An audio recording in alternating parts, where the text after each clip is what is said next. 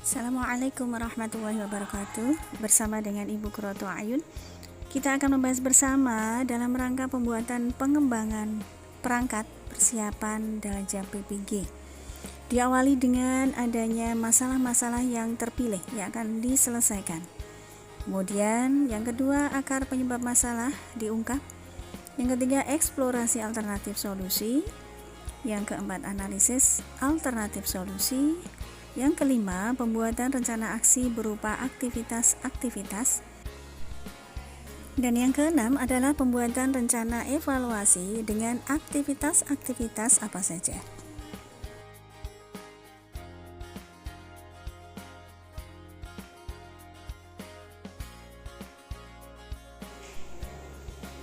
Kita ketahui bersama bahwa mahasiswa PPG nantinya mendesain pembelajaran inovatif sesuai dengan akar masalah dan solusinya. Dan tentunya harus sudah terencana saat menyusun RPP tersebut. Dan sekolah-sekolah saat ini telah memberlakukan adanya kurikulum merdeka, di mana kurikulum tersebut benar-benar dapat menggali potensi dan kemampuan siswanya yang sesuai dengan kodrat mereka, sehingga diperlukan adanya pembelajaran yang berdiferensiasi. Sebelum melangkah ke pembahasan tentang pembelajaran berdiferensiasi, alangkah baiknya kita singgung sedikit, yaitu sehubungan tentang penyusunan RPP di kurikulum merdeka, yang tentunya berbasis masalah ataupun proyek. Proses berpikir dalam merencanakan pembelajaran dapat digambarkan menjadi 4 tahapan. Yang pertama, memahami capaian pembelajaran. Yang kedua, merumuskan tujuan pembelajaran. Yang ketiga, menyusun ATP, alur tujuan pembelajaran. Dan yang keempat, merancang pembelajaran.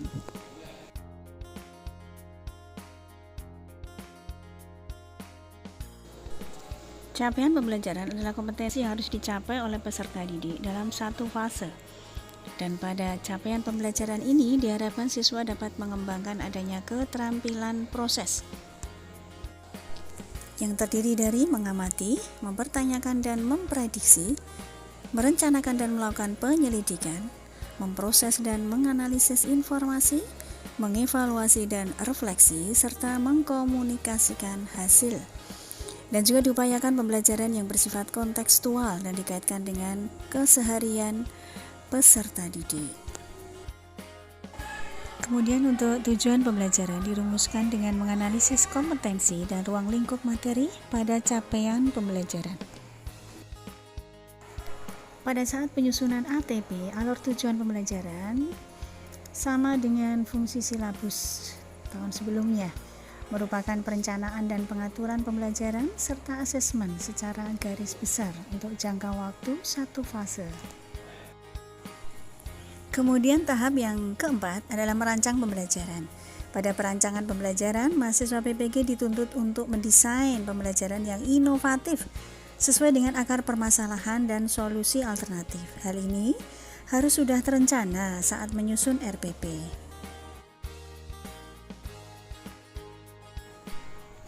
Dan dalam penyusunan RPP dipastikan terdapat adanya beberapa hal pada saat menguraikan kegiatan pembelajaran. Di antaranya, yang pertama adanya persepsi di awal, dapat berupa ice breaking ataupun mindfulness sebagai wujud pembelajaran sosial emosional. Kemudian yang kedua, adanya pertanyaan-pertanyaan pemantik untuk menggugah siswa termotivasi. Yang ketiga, melakukan asesmen diagnostik sebagai upaya untuk memetakan siswa. Dan ini disesuaikan dengan strategi pembelajaran diferensi yang mau diambil. Kemudian yang keempat, menguraikan adanya pembelajaran berdiferensiasi. Kita ketahui bersama bahwa dalam pembelajaran berdiferensiasi terdapat 3 strategi yang dapat diambil sebagai alternatif. Yang pertama, strategi secara konten, yang kedua strategi secara proses, dan yang ketiga strategi secara produk.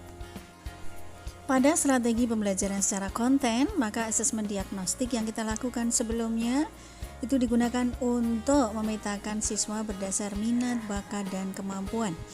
Dan guru dapat melengkapi dengan instrumen berupa treatment untuk masing-masing kelompok dengan konten yang berbeda-beda, tapi dengan isi dan tema yang sama.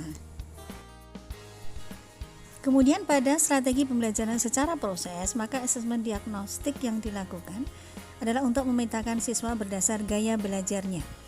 Bisa dikelompokkan dalam auditori, visual, atau kinestetis. Dan dalam RPP tersebut juga telah disampaikan instrumen treatment inovatif apa yang akan diberikan di masing-masing kelompok. Kemudian pada strategi pembelajaran secara produk, ini berhubungan dengan bentuk tugas yang akan dikerjakan oleh siswa. Kita berikan choice untuk siswa, dapat berupa artikel, poster, infografis, PPT, video, deskripsi, ataupun bentuk laporan. Kemudian, alangkah lebih baiknya pada RPP yang disusun, sebisa mungkin diikludkan adanya 6 dimensi profil pelajar Pancasila sebagai penguatan. Di mana kita ketahui bersama bahwa ada 6 dimensi yang kita ketahui. Yang pertama, beriman dan bertakwa kepada Tuhan Yang Maha Esa dan berakhlak mulia. Yang kedua, bernalar kritis. Yang ketiga, bergotong royong. Yang keempat, berkebinekaan. Yang kelima, kreatif. Dan yang keenam, mandiri. Demikian yang bisa kami sampaikan. Kurang lebihnya mohon maaf. Billahi taufiq wal hidayah. Assalamualaikum warahmatullahi wabarakatuh.